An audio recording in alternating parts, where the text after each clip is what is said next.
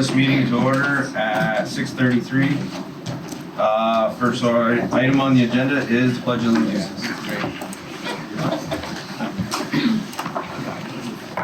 I pledge allegiance to the flag of the United States of America and to the republic for which it stands, one nation, under God, indivisible, with liberty and justice for all.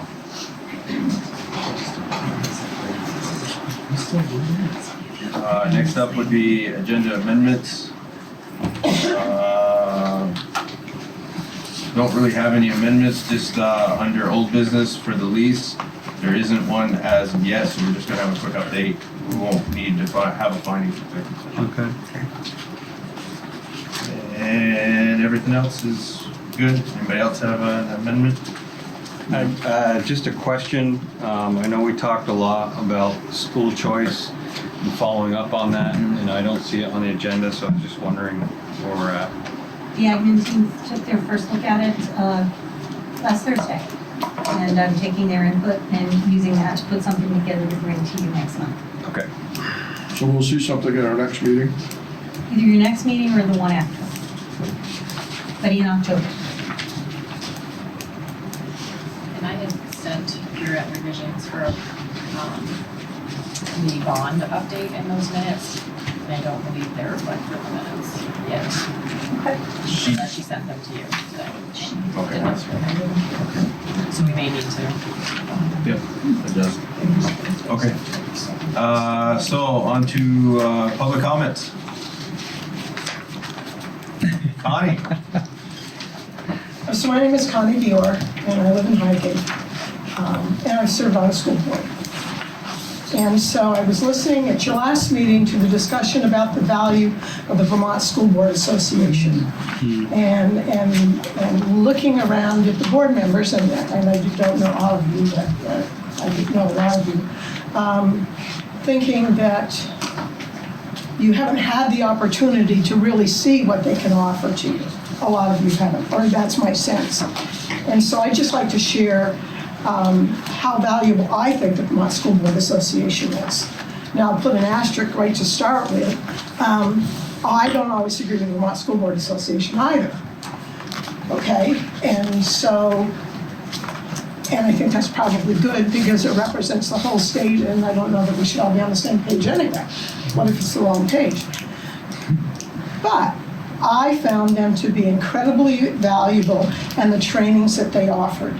And so I'll just start right off with Act 46.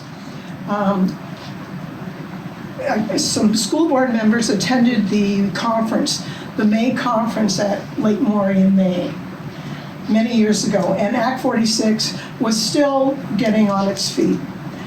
We had great presentations about Act 46, and we had opportunities to talk with people about Act 46 to the extent that we were able to get the lawyer, the attorney for the School Board Association, and the president of the Superintendent's Association to come to Franklin County at the Abbey and have a meeting to explain a lot of the ins and outs, but also to listen to what we had to say.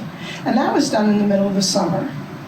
And I think that was, and of course, all the board members weren't at that conference, but they had a chance to ask questions. I thought that was a very valuable experience. So I know everybody has different opinions about that, but I think as we were starting out, that was really, really valuable. I think, for me, I think the most important services that Vermont School Board Association helped us out was with negotiating. I think I went to 3 different negotiating sessions done by someone that works for the Vermont School Board Association who used to be a Vermont NEA member. Again, incredibly valuable information that we could actually use. And for someone who wasn't experienced in doing that for a long time, that too was helpful. They have other trainings around other things. When the insurance system was going to change, you could go to a conference or a workshop and learn about that. The ones that they hold in the fall were really good because you got an opportunity to talk with school board members from other schools and other districts. And again, in the beginning of Act 46 and talking merger, the Essex School District with Westford had just merged. And those people are in the same district that Franklin, well, whatever we're called now. And so we got a chance to talk to them about, the plethora of questions that we had. And it was very valuable. The Vermont School Board Association also gives you a lot of access to data that otherwise you might not have, or you might have to create outside of what they already have done. The Vermont School Board Association was valuable in I don't know about the last superintendent search, but the one prior to that, they were very helpful in getting us someone who could lead us through the search process. And so, like I said, you don't have to agree with them all the time, but we don't have, and certainly didn't. And one of the big things I didn't agree with is in Act 46, when we decided to do the $5,000 study, they sent us a consultant who he knew. He came with the agenda that I'm going to sell you on, yes, we need to merge. And that's not at all how our board wanted it to be. But in the end, what we came to, the conclusion we came to wasn't the conclusion he wanted us to come to. So, they're very accessible, and I just think, I don't know about you guys, but there are a lot of meetings. And the School Board Association, I think, can be helpful. And also you can go online and you can talk, well, they used to be able to go online and talk with a question and see what answers other school boards have had to that question if it's something that they've been considering. So for someone who has been on a school board in my lifetime over 12 years, I think the Vermont School Board Association is a very worthwhile investment. That's all. That's my 2 cents. Thank you, Connie. Any other comments or questions? Hearing none, we'll move on to approval of the minutes from September 3rd. There is some language that needs to be updated for the bond. I have them all, so I don't know. So, Language in the minutes. Yes. so should we table it until Mara has a chance to update us? I think so. I think so too. There were a couple It's of typos or just a few insignificant ones that I was going to talk to her about too. I guess I didn't catch anything. So I caught just a couple of things like people not identified and stuff. Okay. Right, the language of, Yep, correct, and she didn't realize it until this morning. So, if there are other corrections, if people can get them to throughout this week, so we can get them. Okay. Okay, so if we have suggestions, contact Pierre rather than doing it now? Yeah. Okay. So it looks like we're gonna perhaps vote on it next meeting. we're going to table it till the next meeting. So at this point, we're going to table the minutes for September 3rd meeting until our next meeting, which is October 1st. So moving on to the Highgate administration presentation. Does everyone have a copy of the report or no? Report from Swan and from That's nice. Yeah. Now, Pat apologizes, he's home with a fever and, we didn't want it. No. To be blunt. No. And we're in good hands with Chris, but I didn't want you to think that he just, I didn't want you to think he just chose not to. and he was in communication with me all day and definitely wanted to be here. So Yeah. So It's on the back. it's the next page Oh, after. okay. Yes, Good yes. sitting by you. Can we introduce people? I don't know who this person is. I assume he's an English. Sure. I know you're Mr. Collins. I'm Mr. Palmer. This is the assistant principal for Highgate Elementary School, Chris Palmer.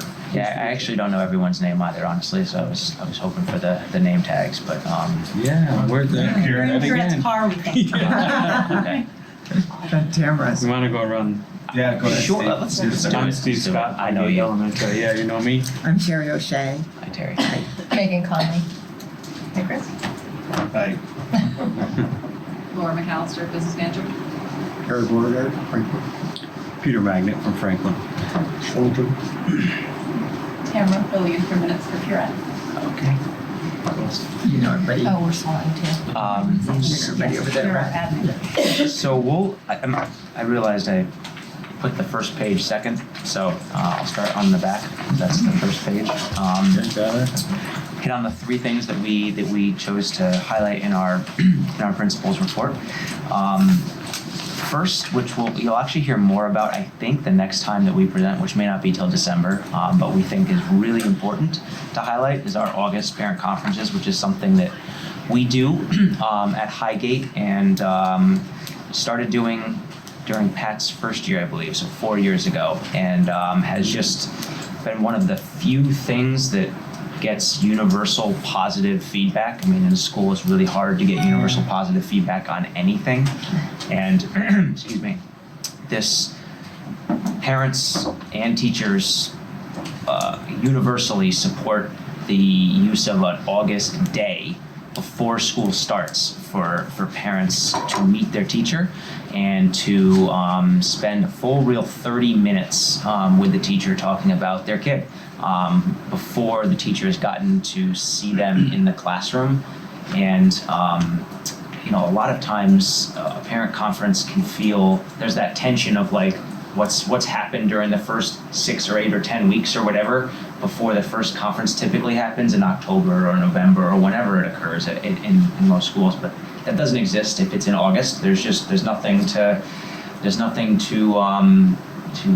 bring that tension into the room. And so some of the benefits that we feel that people get out of this is that full 30 minutes to really get acquainted and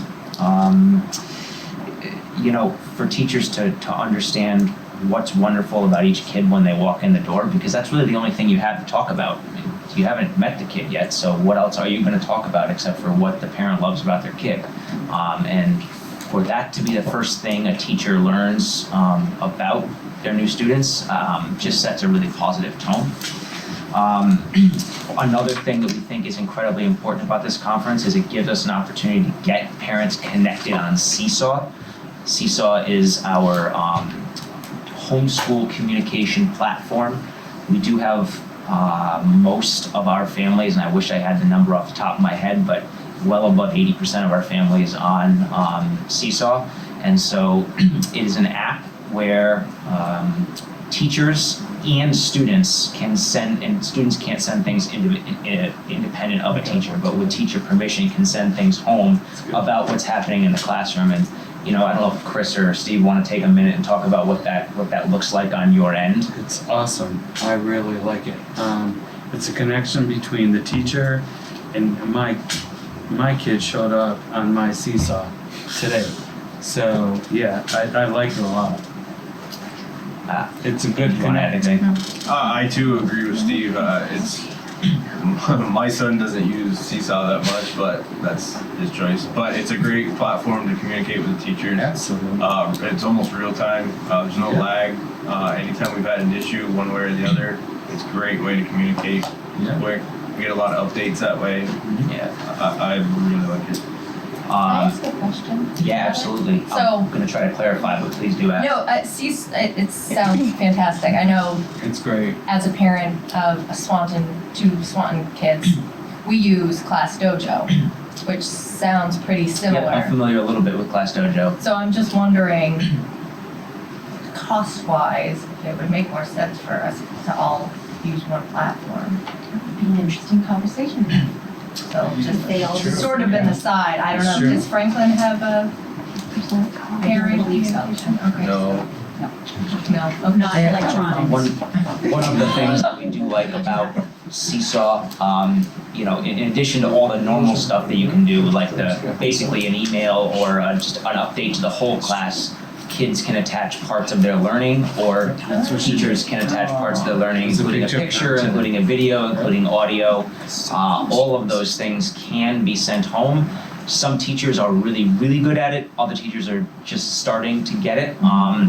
But you know, it can be really, really cool just to see what's happening. So just to circle back to where I started, that August conference gives us an opportunity to make sure that parents, if they have a device and internet connectivity at home, can connect.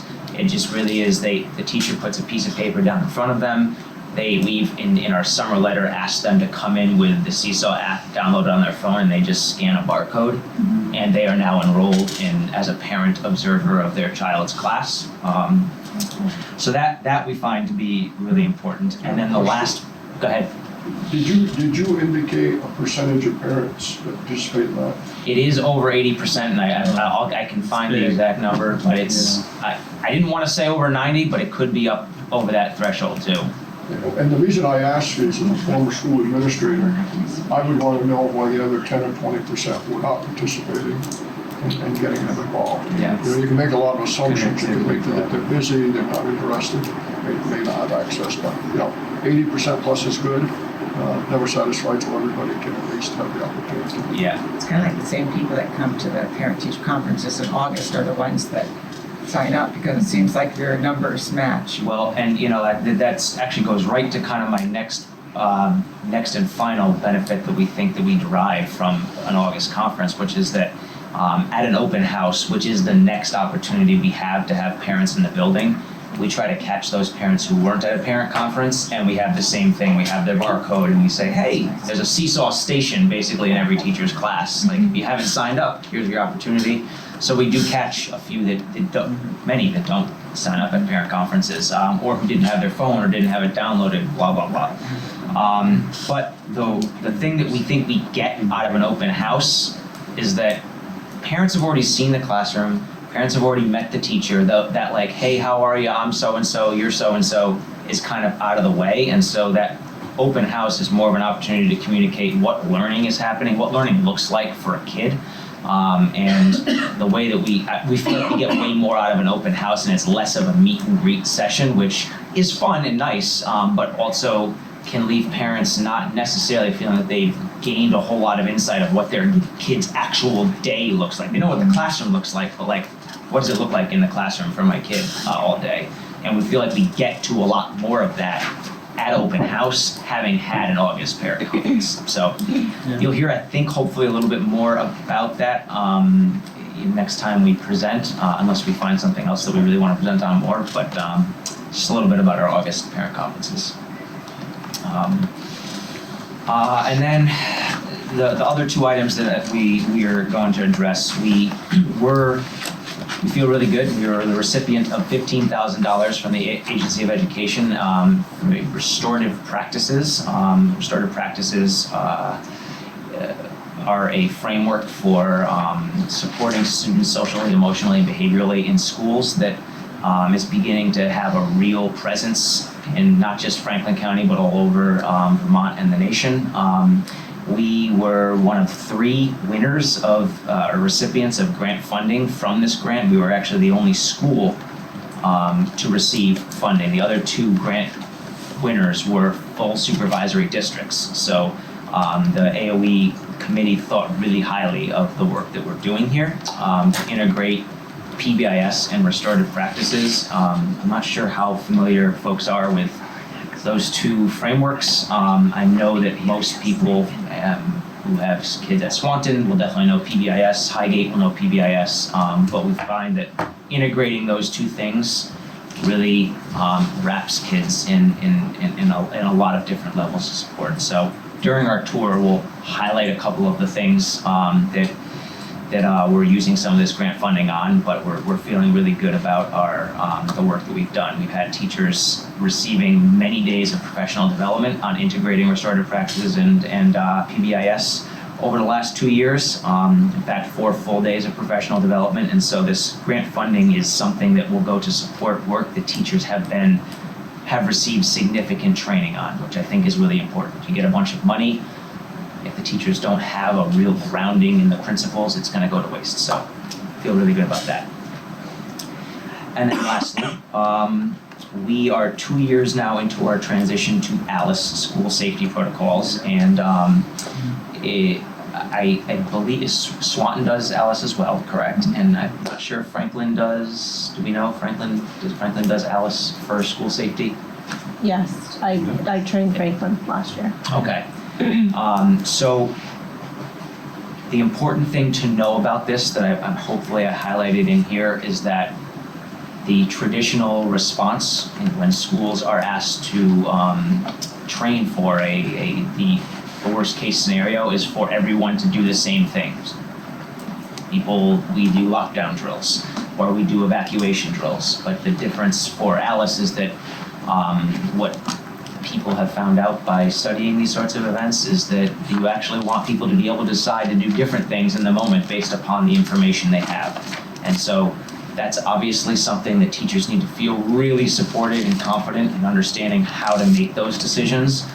So we've put a lot of effort into that, and the Highgate School Board was really supportive the last couple of years in providing us the funding necessary to get some of the equipment necessary to reinforce some of our classrooms in our school spaces. So we are now at the point where we're developing that relationship with the Vermont State Police and the St. Albans City Police, and they're a presence at all of our drills. And this past spring, we were able to put in place a lot of the things that the Highgate School Board was gracious enough to provide us with. So, any questions about ALICE? I know it's really hard to explain what that is in this sort of context, but I have a quick question. yes, please do. Now, of course, I can't find it but I read in this section, I believe, new instruments to sort of help barricade. Yep. Yeah. What are those?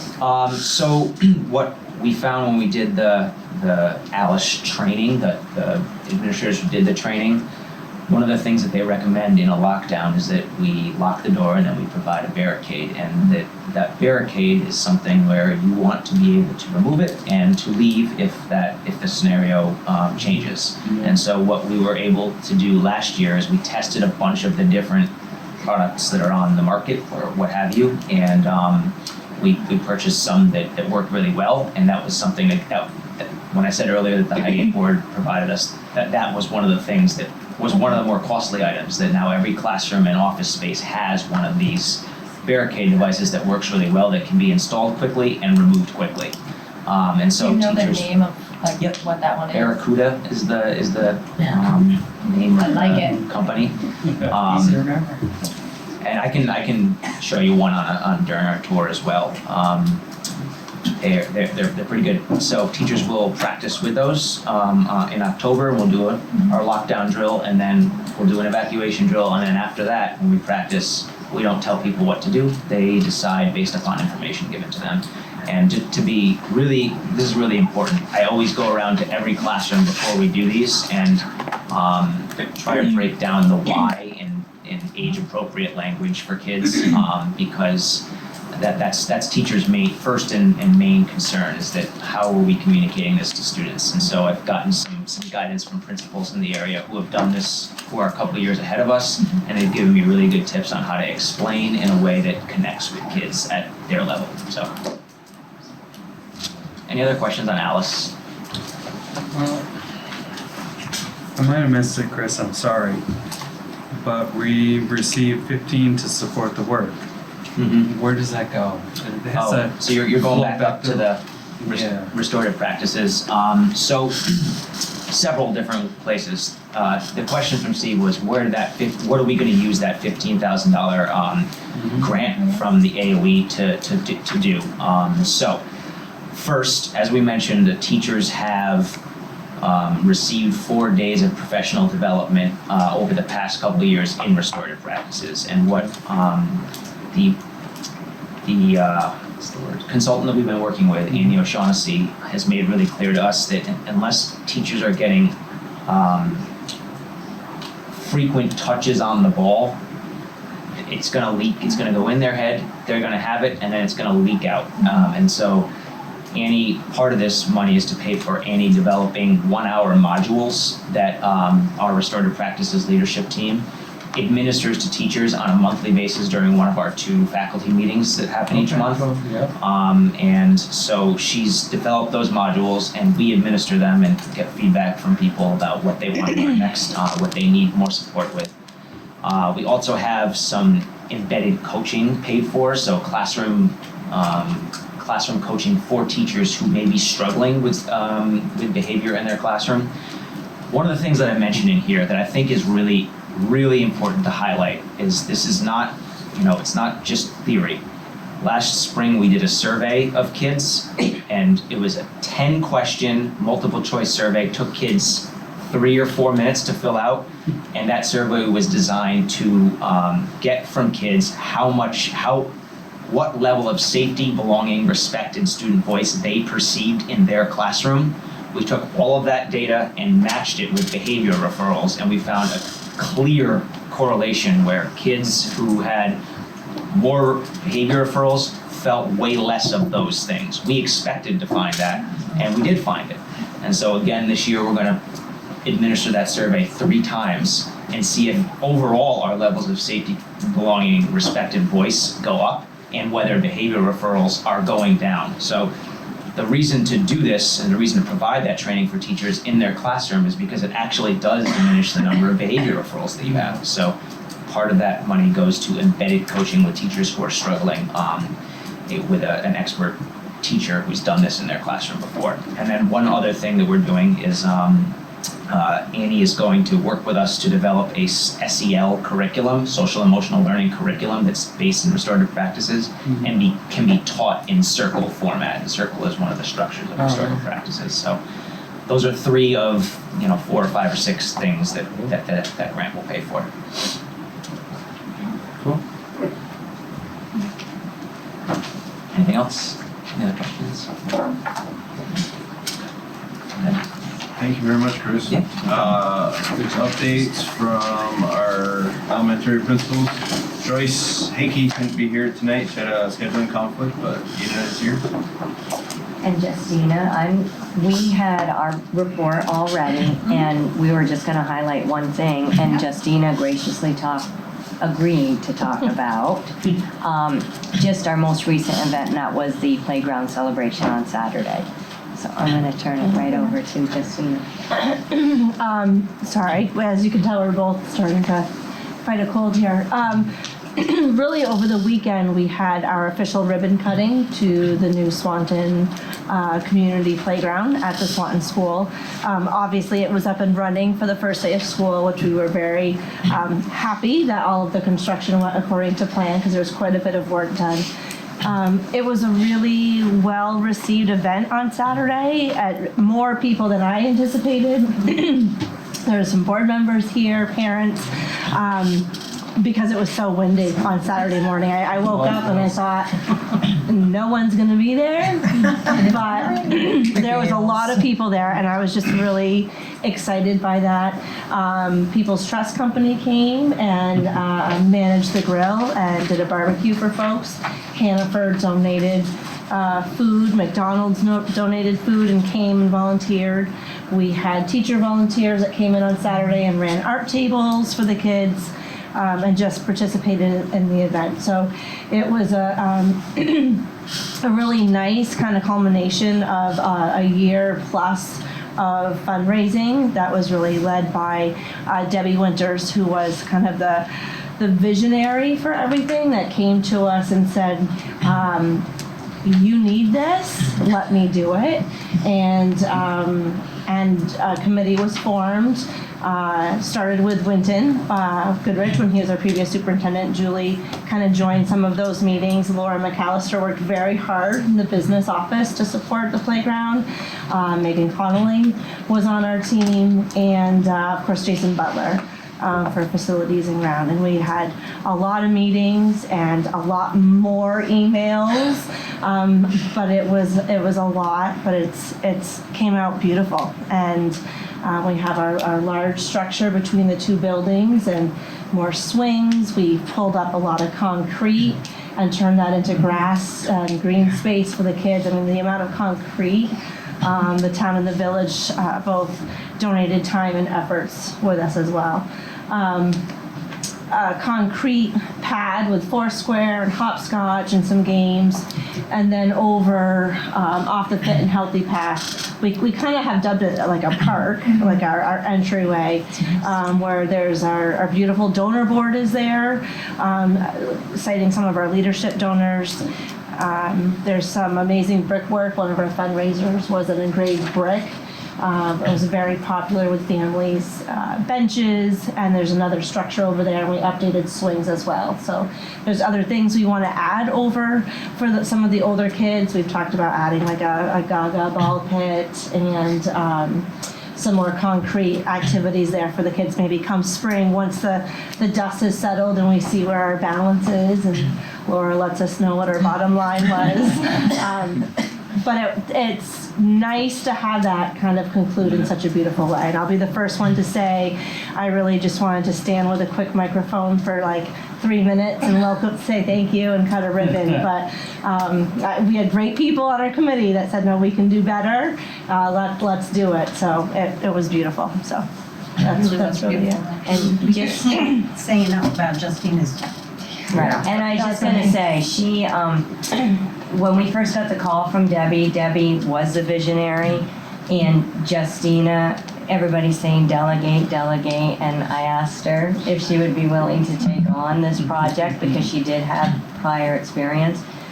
But the hours that both she and Jason put into this while still running a school, it's incredible. And she did it beautifully. She has a family, and not once did any balls fall off her plate. And that's a high compliment because the hours that went into this project while still meeting the demands on a daily basis is incredible. So I want to thank her, Jason, all of the people that she mentioned, and to our community. But it was a pretty intensive thing. So Very. I think with any project, you do start to realize like something as small as like wood chips or rubber surfacing, how many hours upon hours you can debate The shades. and look into something like that, the colors. But So many blues. it was great. And I will say my only joke, and then I'll close with this, is that I always tease Dina because she doesn't delegate enough, right? And so when she did come and talk about the playground, I was like, yes, absolutely. And I walked away and I thought, not that. Or she's got a little too Give me good. anything, I don't want that. But it's been fabulous. It's been great. So. I just want to add something too in terms of, I think you all had a vision too, because another benefit of that was seeing what used to be the mud flats, the soccer pits or true soccer pits. It's beautiful now. It's like a field. It's like, looks like kids can actually play soccer there without, going home. Yeah. Muddy. Totally muddy. There's some without really slipping good in mud. before and after shots that are up on the site, and you forget. It's how quickly you forget when you see them side by side. It's like, oh, we really did need more work than when you're in the thick of it. Right, I hadn't been there in years, and so when I looked at it, it's like, whoa. It's amazing. It's amazing. So thank you everybody who came and helped out and supported the project and the fundraisers. That's good. Thank you. Thank you very much. Let's see. New business negotiation planning updates. So we had talked about wanting to get negotiations started. I wanted to ask the board if you were ready for me to send a letter to typically the association sends us a letter saying they're ready to open negotiations. But I would be happy to draft a letter on behalf of the board saying that they're ready to open negotiations for professional and support staff. So I wanted to hear if you would like me to do that. And I wanted to hear if people were ready to schedule some meetings for strategy. I think we should do it. I think it's a nice proactive gesture. We get small. We already volunteered, we've got our people that are doing it. Terry. You were one of them, right? I agree. I think starting now would be nice, and you would ease into it instead of rushing into it. Okay, so I will draft a letter for the board. You probably would want to authorize the board to sign the letter. So we probably want some action on that. But what we'll do is we'll email the committees with dates that will work for some committee meetings. So at this time, I'd entertain a motion to authorize the superintendent to draft a letter for this board to start negotiations. Can I have a date? I would like to know, I mean, what's the time frame? Effective when to when? Well, it's finished. We could answer that question. That's how much money we probably wouldn't even be here. I just, Well, we usually just open negotiations and then we start the scheduling. And we, in our strategy meeting, would discuss how many meetings we want to have, and so you would discuss that as a committee. You know, Steve raised a really good point, because when we volunteered for this weeks ago, you mentioned, I believe, I know I mentioned, this needs to get wrapped up before the next baseball season starts, because in March, I probably won't be here much. Not that that has to be a factor, but we did talk about trying to start and get it done and not drag it on for months and months. well, my question really, when does the contract now end, and when do we start negotiating for the next one? I They're mean, negotiating this year Yes. for a contract that would start July 1, okay, 2020. got it. Okay. Past experience tells us, though, that these things are typically settled. Well, past experience for me was like 18 years ago, so. And sometimes, you know, you hear in the media, you know, it's in the second year of mediation firefighting. I think whatever we can do to get a fair settlement and close that window so it's done in months, not years. Exactly, right, okay. So I'll still entertain a motion to draft the letter. I'll make that motion. Can we add have the chair of the board sign it? I mean, I don't think the negotiations committee necessarily has to sign it, but I think it should be nice to chair sign it. Yeah, I'll accept that. Second, I'll second.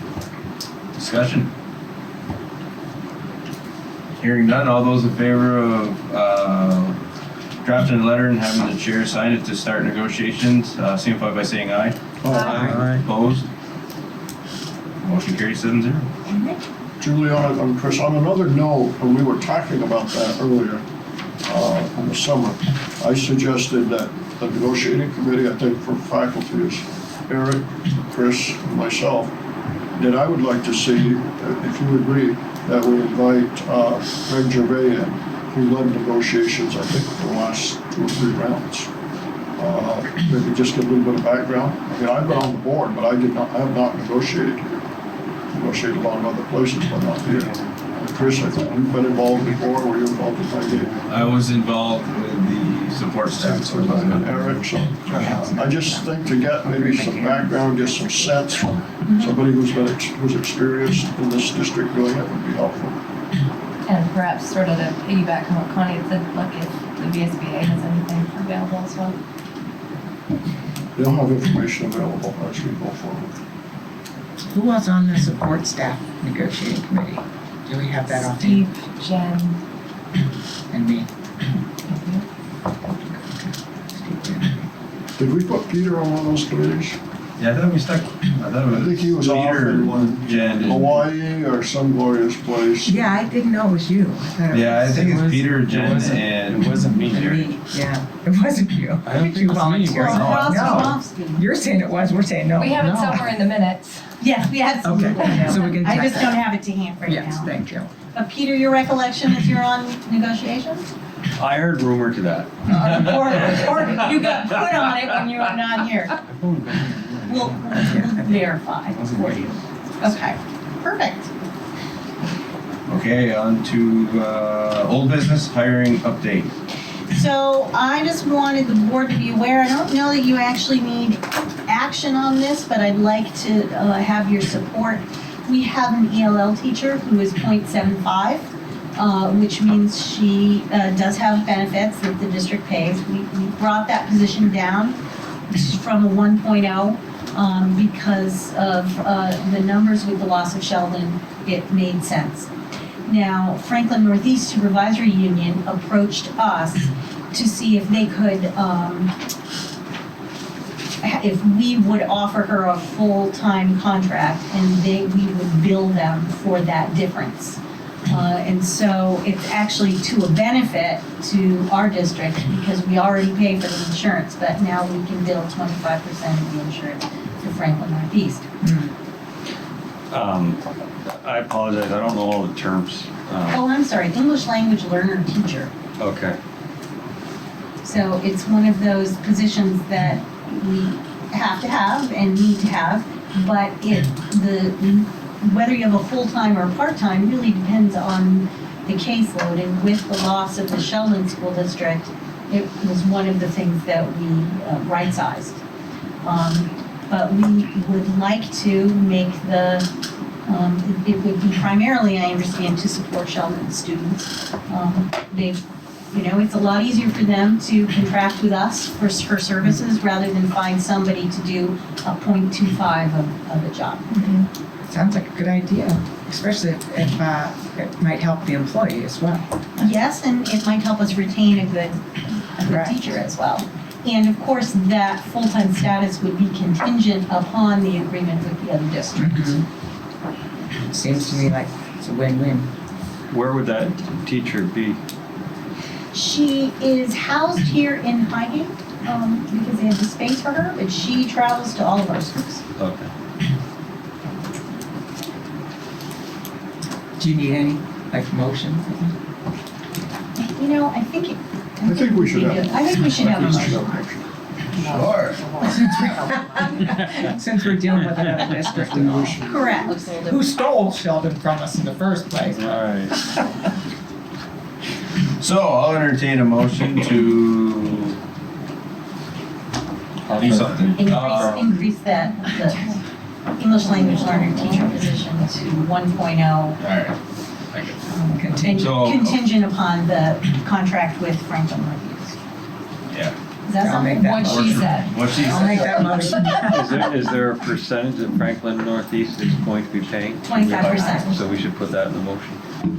25% of all expenses. It's great. Any, I'll make that motion.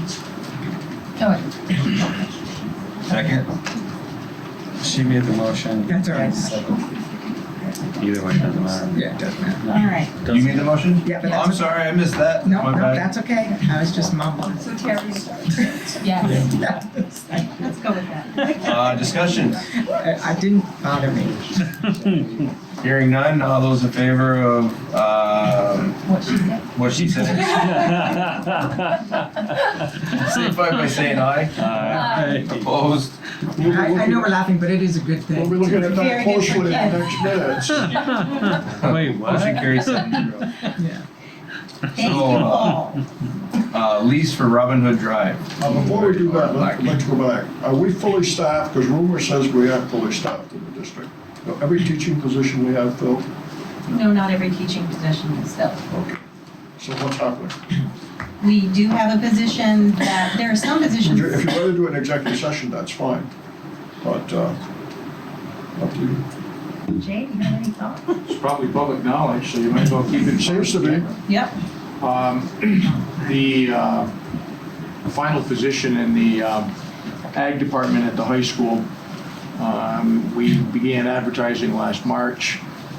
We had absolutely 0 bites, and we were able to actually secure someone literally the beginning of in-service, the last day of in-service in August.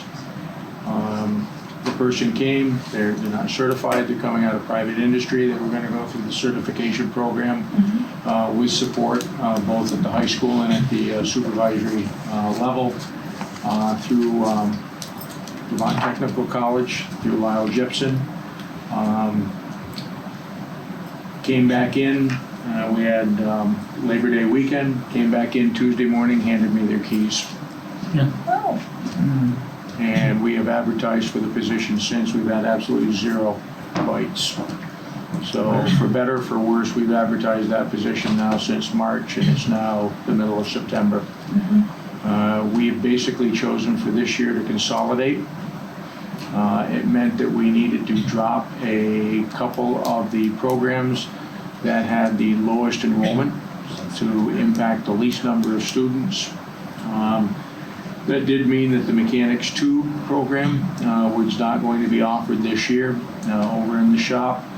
The good news, however, is that everyone who was enrolled in that course is an underclassman, so they would be eligible to take it next year if, again, we're able to fill it.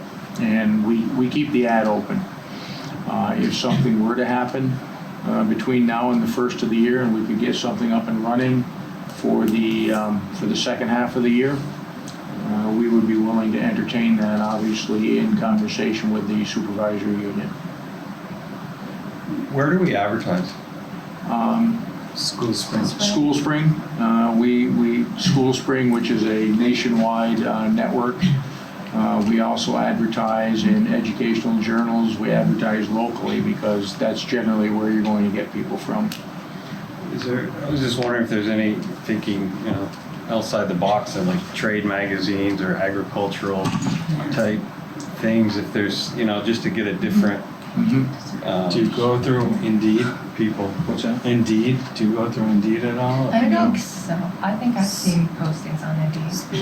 It's hit or miss. School Spring somehow, or Indeed seeks out School Spring, but it's not They're all the connected. time. Yeah.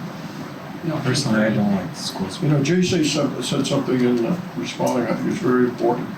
Chances are the person you get is going to go through the program. We've done that, you have done that before. Yes. They go to Vermont Tech and they go through a program, take X number of credits. I believe the last time we did it, the school district provided funding for those courses. So, my experience tells me you're probably going to try to find somebody that lives within 25 miles, that wants to pursue an education. I don't know if it's a 2 or 3 year program, but I know it's weekends or nights or something. They have 3 years to complete 3 it. years, and I've seen some really great people come out of that program, and usually, if they make that commitment, they stay with you for more than a year or 2. So I think that's the only way we're going to get at it.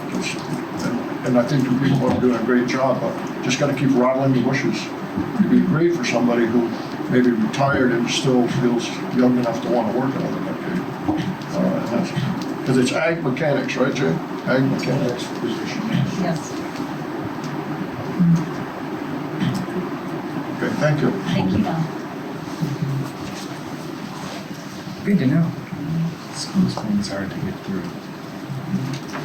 Okay, I believe we were at lease for Robert Drive. So we've had multiple conversations. We have an agreement verbally. We met in person today around the lease. He does not have it written yet. We joked that he joked with me that every month he doesn't give it to me is month it's costing him. He said, well, why am I pushing you for it then? But we do feel like we have something comfortable that when we bring it to you again, we'll have you the written document. It should be a 3 to 5 year with options in the 3rd year to let people know, let him know if we're seeking something else. He was not interested in an earlier dismissal or breaking of the lease just because it was such a short lease. But we do have us from the 3rd year, in the 3rd year, basically at the 2.5 year point, we can let him know if I we're guess I'm not talking, so. continuing with the lease or not. And we have worked through parking lot discussion. Those are not in the lease, but we've had those conversations and come to an agreement about those things. So at this point, I'll bring it, when he gives it to me in writing, then I will bring it to the board. Any questions? Comments? Sounds good. Okay. Moving on to financial report. I think I handed out a financial report. This is the first financial report for MVSD, or a first attempt at a financial report, I should say, for MVSD. Please understand that this is a work in progress. This is a new chart of accounts. This is merging of $37 million. This is new software. It's a lot. So this is also a different format than what you're used to seeing at your local levels, which was an Excel spreadsheet. One of our goals is to utilize a system to report out to the board, consistent with more of the supervisory units or school districts in the state. So the top page is a revenue report, similar to what you used to get, and then the expenditure report is stapled behind that. Laura, can you just kind of like go over the headings, please? Yes. And so it's broken down. On the left is an account code. All the account codes, we've broken it down by fund. A little bit different though than it used to be. I'm going to try not to make this too complicated, but allow you to understand. So please give me a hand signal if I'm not doing a good job at that. The 1000 series is the general fund. We used to only include the general fund, but now since we're one entity, we need to report out on everything, and that includes special revenue funds and other things like that. So you'll notice different fund numbers than maybe you're used to seeing before. And then as we work our way across, there's a description column. Then the next column is your adopted budget. That will never change. You don't see any revenue in there right now. We will be putting in what we budgeted for revenue. We just haven't gotten that far yet. Then the next column is the working budget. If we made a change, because say we were anticipating when we were budgeting, $8 million, that's a big number. I'll use $2 million for special ed intensive revenue. And we know now that that was going to be, 2.7. We may adjust that just so we can anticipate properly. So that's your working budget. Your true budget never changes. This is sort of our working budget. And then the next column would be your year-to-date. So that would be on the time frame. So this one ends, it goes from July 1 to 8/31. Encumbrances would be anything that's included in a PO or anything that we know that we can anticipate. Year-to-date encumbrance, basically the same thing, and then the balance would be the difference on the expenditure page between the working budget and the year-to-date encumbrance. We are working really hard this year to use our system to encumber everything that we are anticipating. So we've asked facility directors, our grants manager, people responsible for contracts to put as many POs and requisitions and get that prior approval for max amounts, so that we are earmarking that money. It's again a work in progress, but a good team of people working on that in my office and in the schools. So taking a look at the expenditure report, focusing more on the accounts now, I just want to walk you through how I've kind of rolled them up. So you're used to seeing in your other financial reports, I believe, functions and objects, so things like instructional, library, special ed, those are all still represented here as you look down through.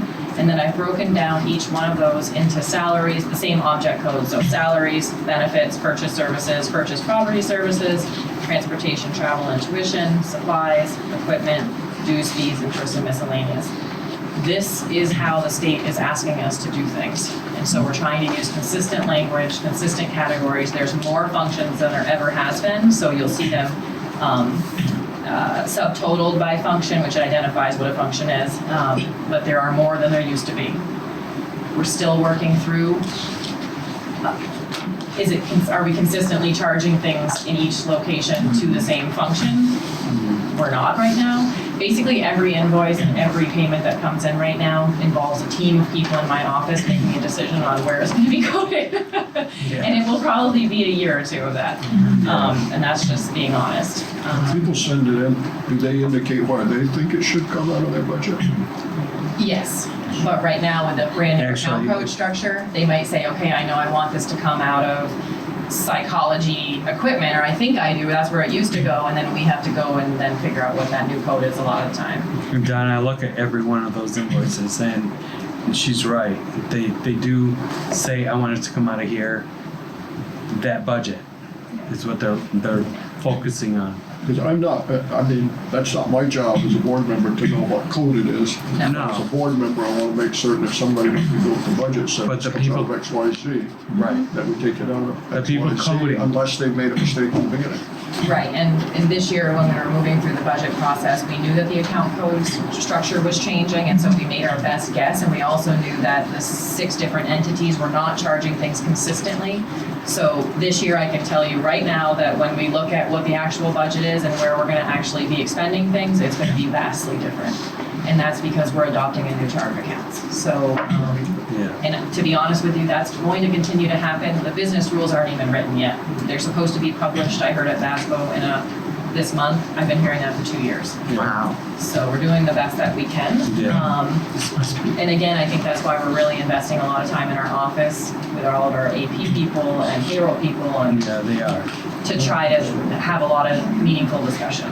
So, I have a quick question. yeah. You said that the state is recommending that we do it this way. Are they recommending or are they telling us to?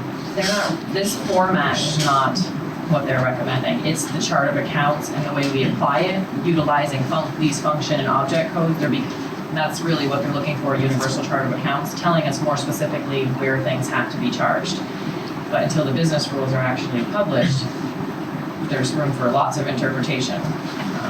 But so the account codes and the way we're rolling them is exactly how I'm gonna have to report in the stat book and other major reporting that we do. How I report to you is you and mine and Julie's discretion. Gotcha. And answer the clarify, question, yeah. but I get what you're saying. Yeah, but But as long as you have the backup and stuff, and you explain why you did it, right, and if you have to reclass, you can.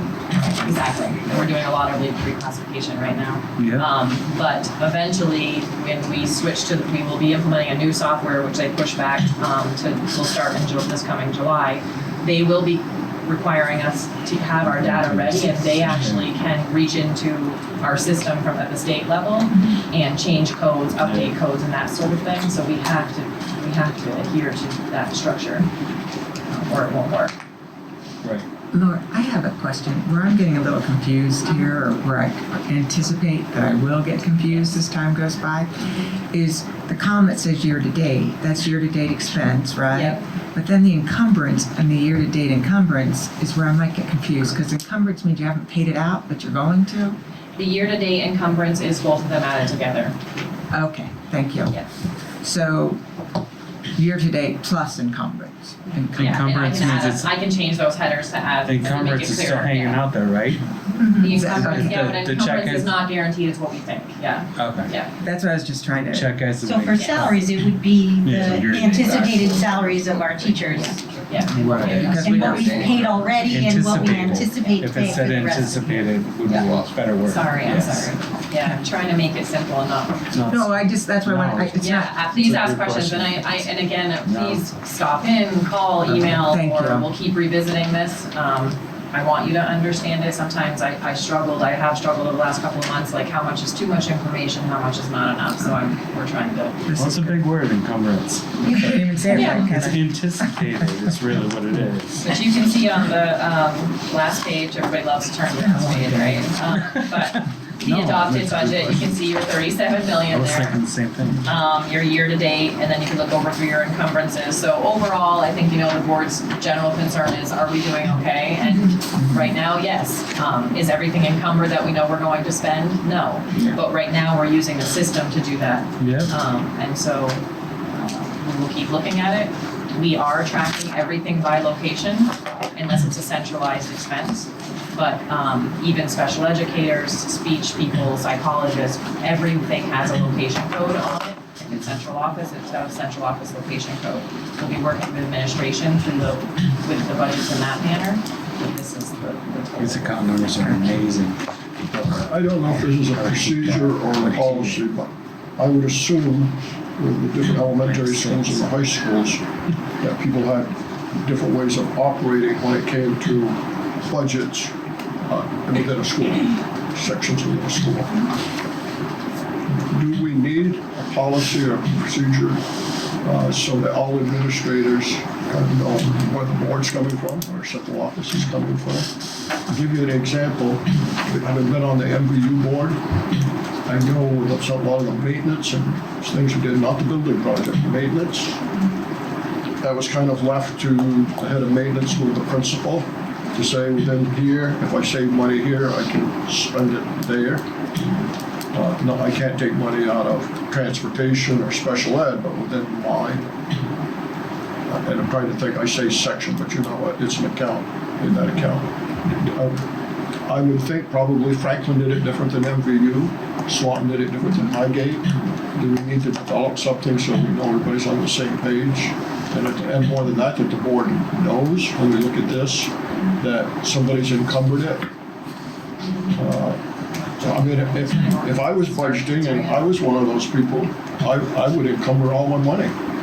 Well, and I am encouraging them to do that, not to put in for things that aren't necessary or anything, but I'm saying if you budgeted for something, do your PO now. And if you don't know how much it's gonna cost, then get some quotes, gather as much as you can and put them in now so that we can at least have those discussions. But it is going to look different. You know, if our special, because it is one, so if special ed costs go through the roof, or you know we have a couple high needs kids move in or something like that, everyone needs to pitch in now to compensate for that. So those times of having, I hate to say, but my budget, or even a facility budget, yes, we still want to be very mindful about those improvements and those things, but it's going to be another level of discussion when. That's where meeting with the business office, tracking what you know you have, what you think you have, what you want to spend, making sure you're encumbering your projects and doing purchase orders, that's very important. And then when it comes to budgeting, we do that together as an administrative team and we talk about together where we can make, but that's why it's important that there are all these location codes in the budget, so principals know how much money they have to spend. But it's still a different, I'm gonna save $100,000 here and in my budget and do something with it over there is a different conversation because it impacts 4 schools now. Yeah. I guess as a board member, I would appreciate, I don't want to say every quarter because July, August, and September is all a very significant quarter, but that, at least not get too far into the year to get a sense of how we're really doing as far as utilizing the encumbrances and any surprises. I mean, we know who the new students are, and if we picked up 6 more students who have some intensive needs, and what the agency red is doing, it's not going by. I guess And I'm just we're thinking. doing things to do that, Dawn, so we can report out much in an easier fashion. Like we now are assigning every student that has any kind of contract whatsoever that's above and beyond normal instruction gets their own code, and we're following them all the way through their career. So I mean, I agree. I guess, as I say, maybe in 2 or 3 months we'd spend a little more time on it, so everybody has a comfort level. Because none of us like surprises. I do not either. Certainly don't like them in May. No. Okay. There's just, we're gonna be very much focusing on different reports where we can look at it by location, we can sort it by function, but then also that bottom line is the bottom line for all now, so, yeah. Okay, thank you. Yeah. Mr. Chairman, I have a point. And actually, Don got me thinking about something. Because I was thinking, everything's going well, and when we start talking finances, that's when it's going to start to get a little tense, especially as we prepare the budget for next year. And I thought, wait, no, we don't prepare the budget. We just approve. So the admin team is going to be doing a lot of this, and you all are looking at this. Mm-hmm. One of the things that when you do updates and we get the principal's report, I think it would be really helpful if we got an admin report, like what you all are doing together. Because one thing, like when we introduce ourselves, I've stopped saying Swanton because I feel like we're all representing all of the boards. And so it'd be really helpful for me if we found out, okay, so we're blended, and it's not just central office, it's also, what's the admin team? Like, what are new things they've come up with? One thing you've got is the policy, so an update on that. Another thing would be the budget, how, what's happening with the budget. I would like to see some of that too, if possible. That'd be great. I try and put some of that in my superintendent's report. That's true. Now we've just had our very first full administrative team, which is all the principals, assistant principals, Jeff Benet from Indian Education, Carol Lazat from Crossroads and the After Schools program, And we do a lot of work together twice a month. And sometimes there's too much and we don't get to it all, which is frustrating. But yes, we, for example, spent time last week examining multiple model policies around choice. Now that you gave us the direction of where you wanted to go, not restrictive. And so we looked at those. People talked about what they saw as positives and what were their concerns. And then I'm taking all that input and we'll redraft something and share it back with them and then move this forward too. It's a lot of work. We've got 5-year plan prioritization that we're working on that we'll be bringing back to this board, and values conversation about how we'd like our core values for the district to be represented. That's awesome. Those are some of the big pieces. Then there's the housekeeping and all of that happens. Right, and as you're going through some of that philosophy and everything, I know that when we all started this thing, the part that I got kind of mired in was just like the budget and the ratios of teachers and staff and all that. But that's something you all are looking at, right, with admin, that you all will keep looking at. Yeah, I mean, it started last year when we weren't sure if we were going to have a budget, and we had spreadsheets of every vacancy and every position, and we examined whether we could share, whether we needed it, whether we didn't. Those are processes we need to do differently, so as a team, we have to examine how we do them, so that when we are developing a budget, it's something that the schools are feeling comfortable with. Don just got me thinking about all this kind of stuff. Absolutely. It was a lot of work. Can I just add one thing? Just to that inquiry, Julie has started last year with us. I mean, this is new too for the admin team, but the topics we're tackling, we're really coming together now and having conversations, not just with one lens on. And I think that's going to take time, just like the board. But when you talk school choice, that was huge last week, and we just started, scratching the surface. Right. So, I mean, her leadership and her direction and getting us there is going to take some time, but I'm feeling really good when we're together as an admin team, that we're sharing our philosophies, we're sharing the needs of our buildings that we don't know as well from each other, but I think it's just going to take time, and I feel that from the board too. I mean, it's felt very positive going forward, but Julie's right. I mean, we meet only twice a month, and every one of those meetings is packed full of like, okay, this is what we've got to do. So I just appreciate that leadership for sure. It must be really hard in those meetings to get to the planning for the future as opposed to what's in your face. Exactly. It's always the struggle, isn't it? Yeah. 5-year plan, I gotta take care of everything. Yeah, exactly. 50 But the minutes. board falls into that too. Julie mentioned earlier about the policy and the admin team. 3 or 4 weeks ago, it seemed like a hot topic. It probably still is. I would hope as a board member that we can have a policy in place by the end of this calendar year, so we'll get to second semester. I mean, I don't think we're dragging it out. I know it's very tough work and everything. I know you gave us some good examples, but it would seem to me, in fairness to the public, we really need to December sometime to let people know when the first semester ends, what their options are. And we need to get something out there to the public so that they can come and give input. Yeah, absolutely. I think Peter probably said it, I know I felt it, they said it. We need to be transparent, but we need to not say, this is our policy to the public. We need to say, this is where we are with a draft policy. What is the feedback that people have?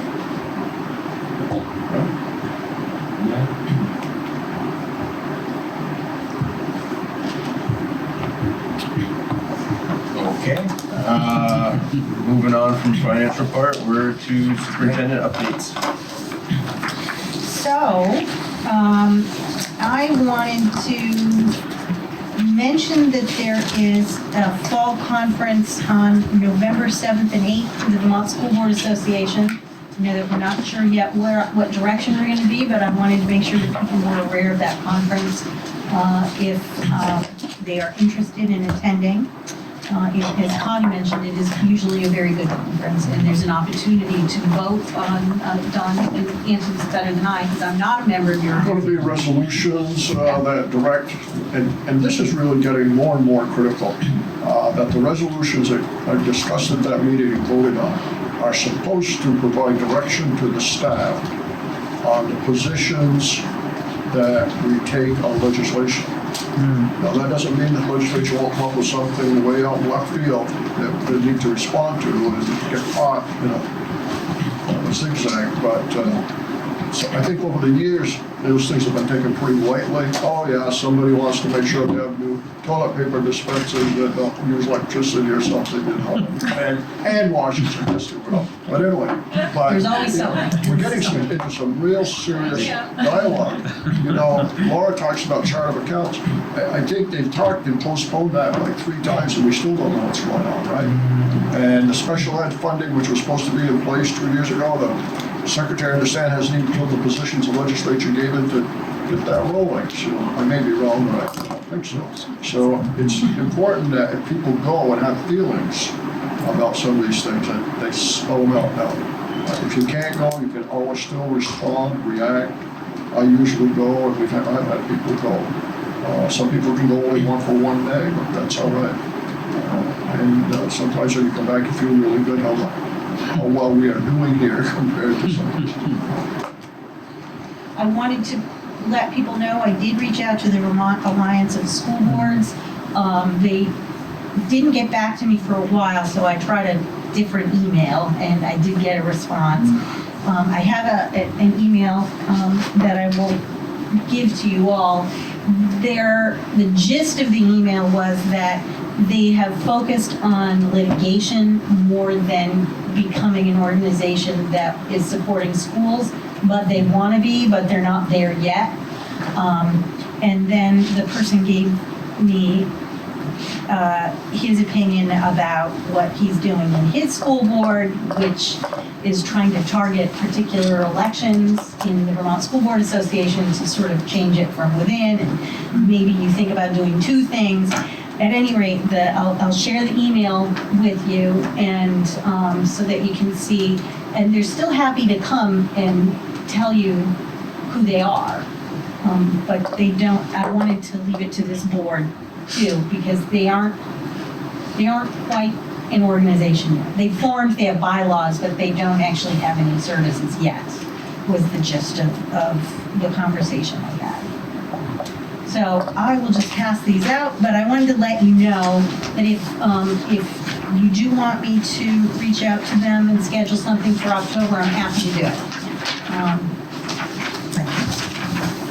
And I didn't want you to think I hadn't reached out to them. Again, rumors aren't always helpful, but rumor has it that they, financially, the money went for litigation. Yes. They really don't have funding for paid staff or anything. They do not like have that. any paid So it's not like you can call anyone, unless it's just a school board calling. So I wanted you to have that.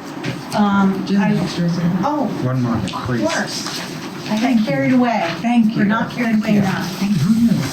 Best way to get someone to want it is to I not. wanted to make sure, and Jay, please correct me, I wanted to make sure people knew about events that were upcoming for the high school. It's Spirit Week. We have homecoming on Friday. There's a parade going through Swanton at 6 o'clock. Really? And, yes. Is that new? Last year, I think, was the first year, right? Fifth year. Last year was the first of the parade, it's the 5th year that they've done the whole. Oh, okay, that's what I meant, the parade. Okay, you're off the hook there. Thank you, I was gonna say 5th year. We have, Thank we have an induction ceremony at 1:15. 1:15, 1:30, yes, on Friday, Hall of Fame. We'll be inducting 3, and this year they are all local community members who have spent their lives working and contributing here in Franklin County. Betty Boucher Lavoie, Tim Magnet, and John Lavoie.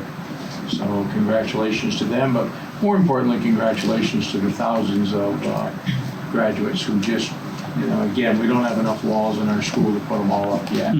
That's awesome. And also, very important people to know that Power Puff is September 28th That's a big on deal. Saturday. It is a big deal. We It raise is a a lot of money for a very good cause. Can you think of any other big events between now and October 1st? Those would be the big ones. Fireworks at 9 o'clock on Friday, so make sure your dogs are Oh, Is there a God, game that's gonna be Friday? Yeah. Is there a game or? No, it'll No. go parade, dance, and the fireworks, so about 8:45. Cool. So that's what I have. Chris, do we have Scott on hand yet? I assume he's here, as I told him 7:15, so there he is. Ah, perfect timing. Perfect. So that's all I had. So we are ready for the tour of Highgate buildings. Take a maybe a 2-minute bathroom break and then.